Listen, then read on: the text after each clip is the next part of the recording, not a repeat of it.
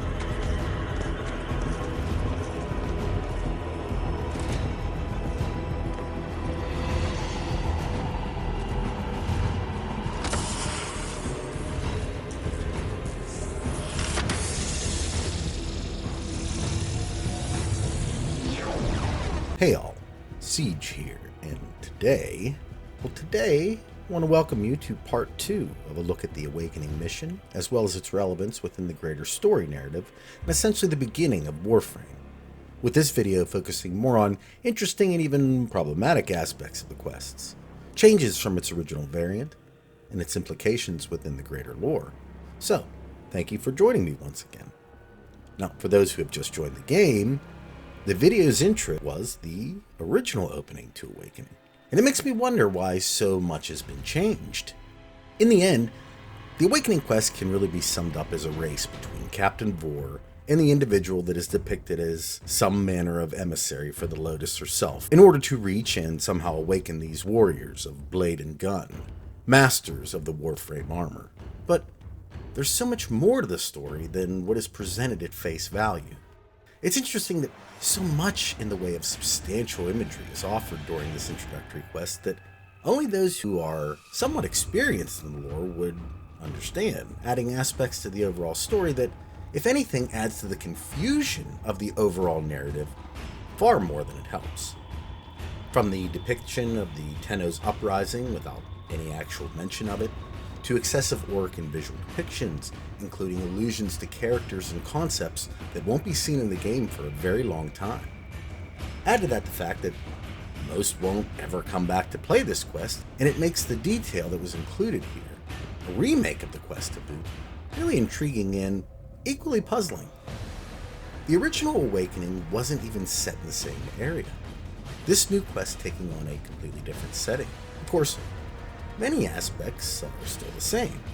Weapon choice and introductory language is largely the same, and Vor still utilizing his Ascaris, which in itself is a type of parasitic worm, functioning in a similar way too when you think about it. Departing on our Lisette remains the final aspect of the quest, but aside from that, well, first, what do you remember about this?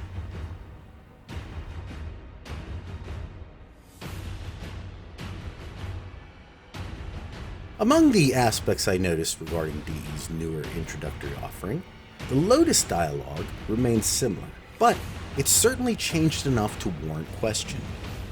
In the original, Vor is the Queen's most cherished commander, whereas in the newest quest, he's actually trying to repair his reputation with them. Is he still their favorite? It's tough to say, but continued failure as well as allegiance to a new master. What a waste! Your scarred vessel comes to beg once more. You will never pry the Yanis key from the clutches of its rightful owner. I, Captain Vor, have ascended, and the void salutes me. You will die a lifetime, an eternity, a universe of deaths, before you are blessed by the endlessness of this place, this paradise. I will never close an eye to the gift that is the void. Even as my flesh hardens, a wall of bone awaits my joining. Has to have forced him to fall deeper out of their favor. Further, the original Warframe reveal appears to be located within the void, rather than just rotting away in a derelict tower on Earth, where it would appear these frames could have been taken really at any point, with no security or even obstructed view to deter a potential theft. There's no mention of the Tenno War with the Grineer and Dax, or essentially the Orokin. Even Albert Entrati has a guest appearance in the newer quest, with aspects added that again are depicting some pretty deep lore, and with this, it makes one wonder what they wanted to show us with these significant changes that, on the surface, at least for some of them, don't necessarily make sense. I'm guessing it was most assuredly done to add context to the future of the game, but it's just strange that new players wouldn't have any appreciation, aside from the better graphics of course, of any of the changes that were made. Again, really only resonating with someone interested enough in the overall story to go back and replay the mission in the first place.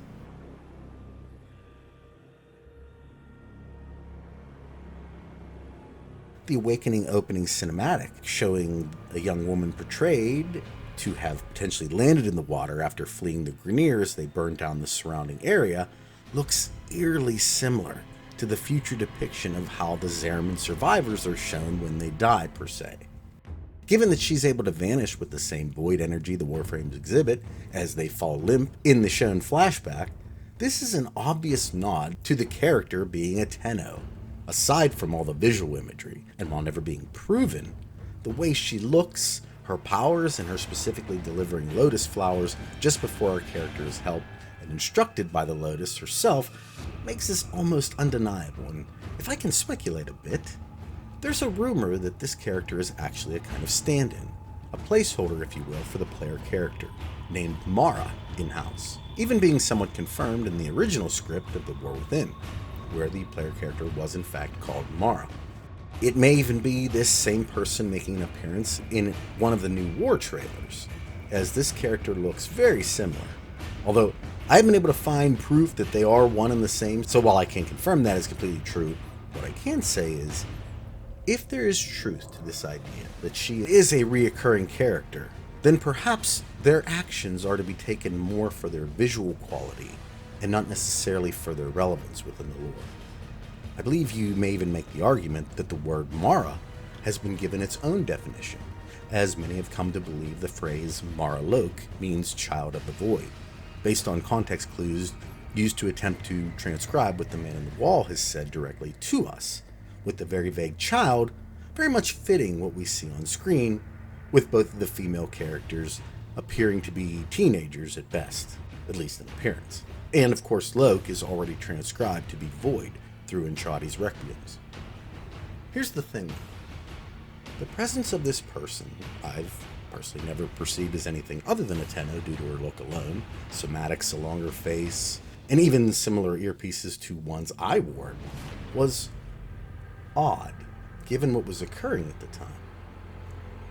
First, her being here before our awakening, during the Great Hibernation shown only minutes before, is inconsistent with what we've been told, that the vast majority of these void children would not come to remember their past and thus know their true selves, the child controlling the frames.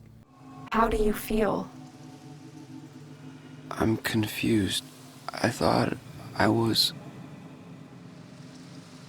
I know. Forgive me. This is who you really are, a Tenno. More than human, but once a child like any other. You were so brave, but the Orokin were afraid of you. The void had changed you, and you couldn't control it. No one could. They were about to destroy the orphans of 10-0, but Margulis, she loved you. She found a way. We couldn't help it. The outbursts. We hurt her, blinded her, but even then she never abandoned us. In the dream, we found peace, and she sang to us in that cold, dark. The Orokin murdered Margulis, used her work to create transference. Your mind projected into a surrogate strong enough to withstand your power. It felt like waking up, but it was just a lucid second dream. But more importantly, at this point, the Tenno were not supposed to be able to function outside of their transference pods, or if nothing else, had little to no control over their abilities, hence the need for them to be in the dream in the first place. So, how is this person doing what she's doing? Well, I've actually looked at this character as the embodiment of DE, essentially waking us themselves into their own fascinating world. And with that, this character could essentially do whatever they want and break the lore, and would, although unsatisfying, make for an explanation nonetheless. That being said, Whispers in the Walls allowed for the forced transference into another human being, as the player character is able to do this exact thing with Arthur, with him even acknowledging it. Could this woman be a future Warframe or even human that one of the Tenno from the currently void hidden Lua are controlling? Is it the Lotus in control? The new war changed a lot of what we know about her, with her actual abilities set first and foremost being one of the most mysterious. Long believed to be a kind of intelligence with a rather limited number of actual combat abilities, the Lotus that emerges from the new war can fly incredible distances, has a number of actual offensive attacks, and appears to protect us from the man on the wall, while closing a portal to another area in space. So, an ability to control another, even a human, may be something we come to find that she can do. Or perhaps this is just a mimic of some sort. It's tough to say, but she does already seem to be able to control the Tenno children, if nothing else. I have a theory on why post-New War she has become so powerful, but that's for another video, my friends. However, given all the evidence overall, the most likely identity for this character, while again not being confirmed, would most assuredly be a Tenno of some sort. The visual likenesses in Void Poof exactly mimicking the same effect the transference of the Warframes just portrayed, being too much in the way of corroborating evidence to ignore.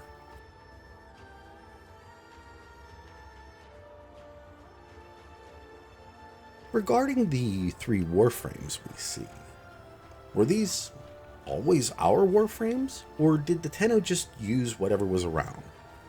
Having only one frame emerging from a cryopod in the original quest made the initial ownership of just one frame make sense, but the new cinematic begs to question, why can't we go back and get the other 2?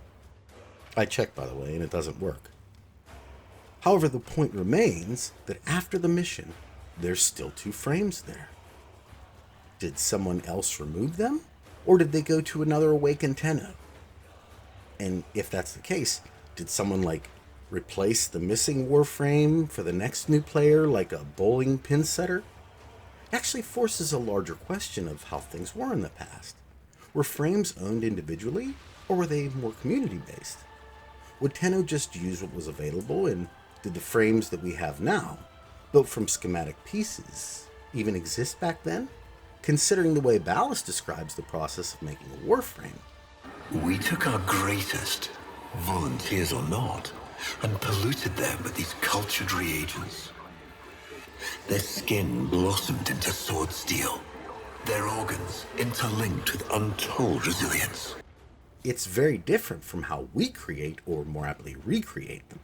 And there are those that consider the Prime frames originals, but they're built too, meaning that they aren't the initial humans that were exposed to the Helminth.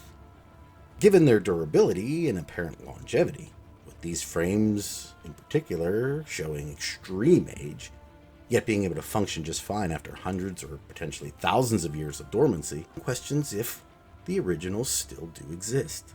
DE has recently mentioned the proto-frames being different from the Warframes, but it's almost certainly their eventual future if they were in fact given the Helminth strain of the infestation. The only possibility that remains is rooted in Warframe's theory of eternalism. The void offers humanity the truer telling of eternalism that now is merely a facet of a great block. It is relative, and we can change the frame. The tyranny of the present absolute is overthrown. Tomorrow is now its equal. Where they postulated the areas where a branching timeline may occur, where one makes a significant choice and thus changes their life path, if you will, can be revisited, and thus the possibility does exist of a timeline where the Warframes were not in fact failures, and instead remained loyal soldiers to the Orcan regime, potentially even the dimension we have already had some experience with. And I suppose, in the grand scheme, transference within a human really doesn't seem like such a stretch, given what the Tenno have already been able to commandeer so far. Sure do hope we never see any of those evil Tenno I've discussed in the past, however. They could in fact be anyone we meet, if there's any legs to this idea. Also, why didn't Vor grab one of the other frames? Was he looking specifically for one that had been reawakened at the exact moment it was? It's interesting because he has the Janus key, something that appears to be what aids or is even the reason he continues to live just after being abused by Tenno all over the multiverse. This key seems to allow him a connection with the Man in the Wall. And further, this key would, theoretically, fit perfectly within the head slits of the Vitruvian form of the Indifference, making it almost look like he's wearing the same helmet as Albert Entradi is shown to have worn. The same Entradi shown in the crumbling Orcan Tower the Warframes are found in. This void connection could potentially offer him knowledge of the Tenno, and further, it does seem he makes a distinction between the two. Maybe he knows of the Lua Reservoir because his queens were in fact Orcan and could have also been privy to that sacred information, but it's also possible he received this information from, let's say, a different source, one that could have known this character would be searching for these frames at this particular time.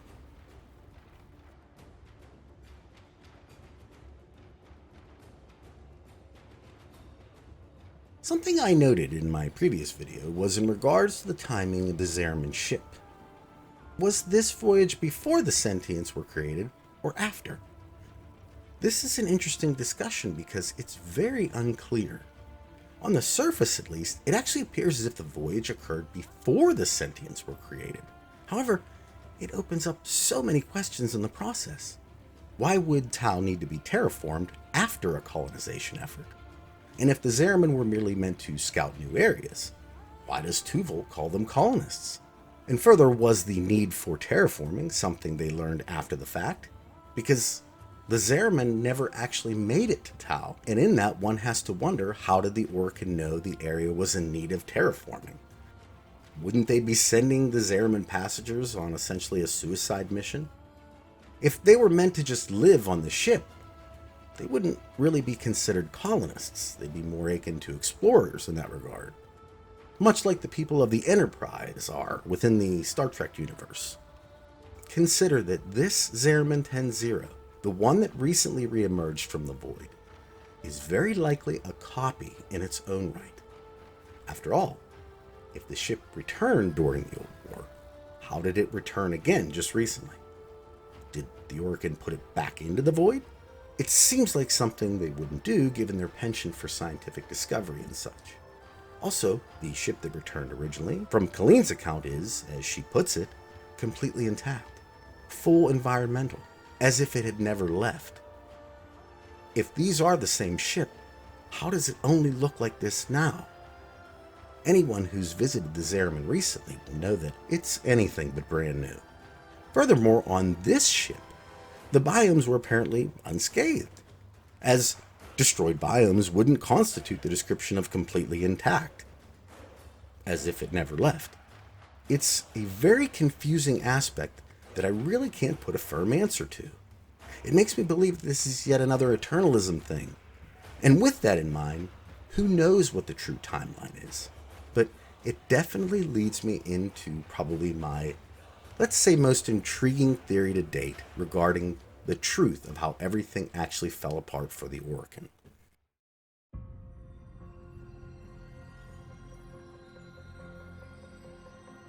Ballas was actually a key player in the Orokin's demise, and from the context provided over countless missions in-game, it appears as if the death of Margulis was the true catalyst for everything. In Sacrifice, he explains in detail as to why he was planning his own defection. I've had lifetimes to plan my defection. You spied on me, intercepted my communications. But I saw your move long before you took it. Yet you couldn't understand why I'd give my secrets to our enemy. How could I betray my own kind? But you have never had to sacrifice your love for faith. Imagine to live forever with only one memory. Seeing the one you love die. Establishing the idea that he was essentially renouncing his place amongst the Seven. And it's curious that he was the only member of the Seven that appears to have survived the encounter with the Tenno, something that Drusus did not know, believing all of the Seven to have been decimated.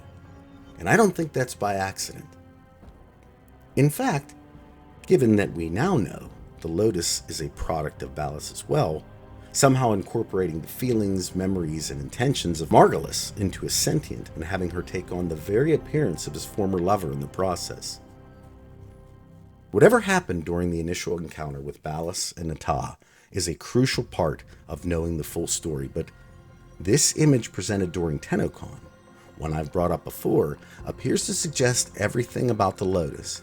The augmented form of Natah, with Margulis' sensibilities, was created specifically by Ballas, appearing to have captured her, given the binds around her wrists. Further, the creation of the sentience was also orchestrated by Ballas as well, utilizing a form of reverse psychology on the rest of the executors, in order for them to forego adhering to their own hallowed principles, and instead, this one-up on Ballas appearing to be more important than the sacred rules they had established, something he clues us into at the conclusion of the passage.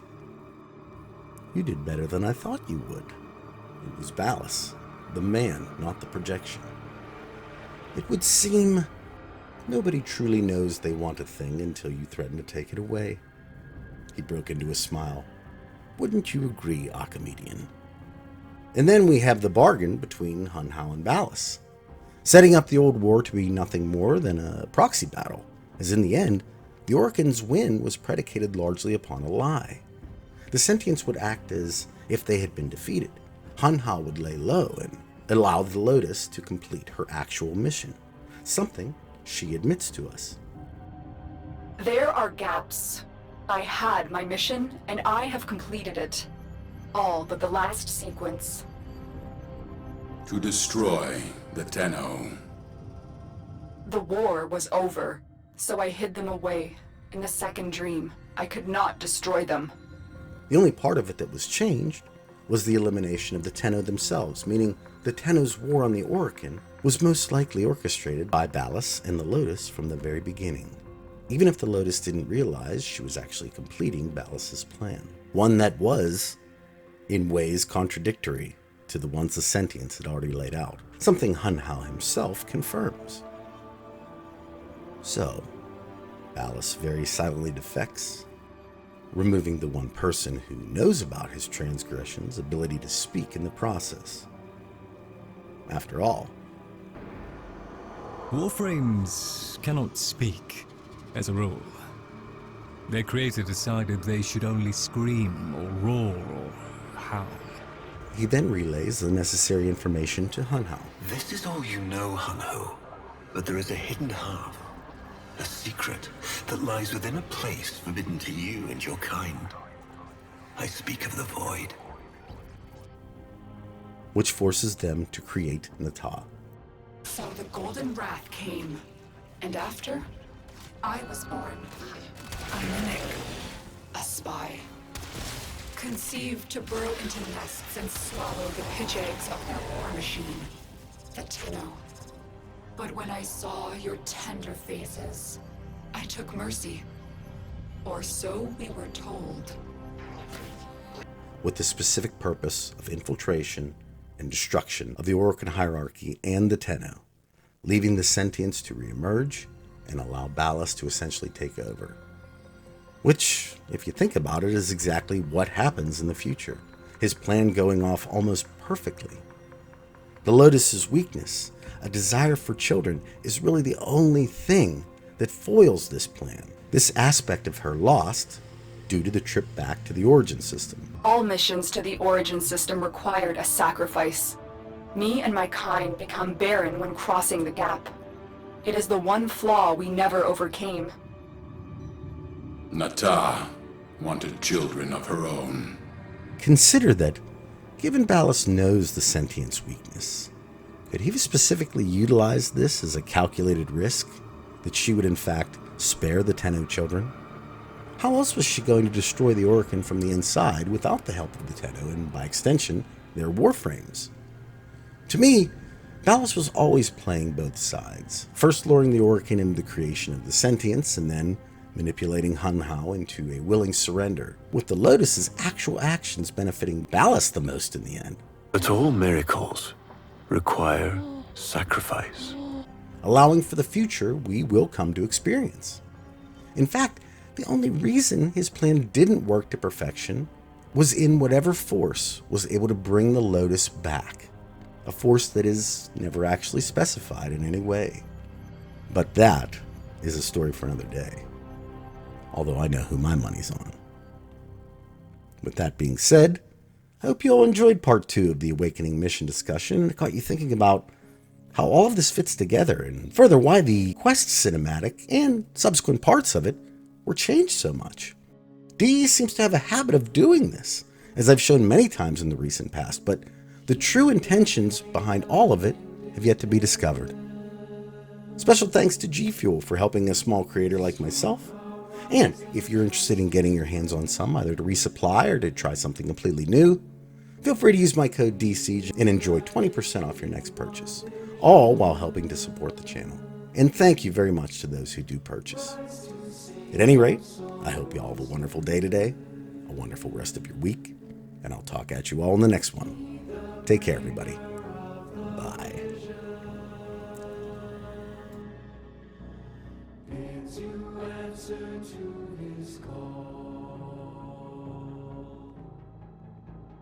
Praise the wise and mighty Ballas. Heed the ruler of us all.